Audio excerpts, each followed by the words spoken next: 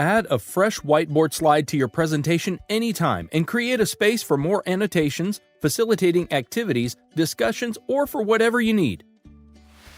Next to the annotation tools on the ClassPoint toolbar, you can add a blank whiteboard slide to your file. ClassPoint offers a range of template options for your whiteboard. Once you select one, click Insert Whiteboard or just double-click it to open. Now you can begin using pens, shapes, and text to illustrate your information. When you exit your presentation, you'll see the whiteboard is automatically saved as a new slide. In addition to the preset backgrounds, you can upload your own design to be used as a whiteboard background. Click the icon to start. You can either upload an image from your device and give it a name,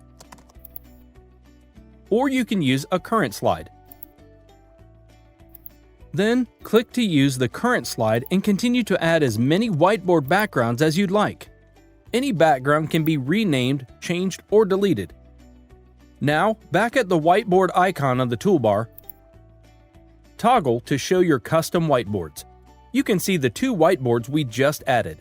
Click on any one to use it during your presentation. Happy whiteboarding!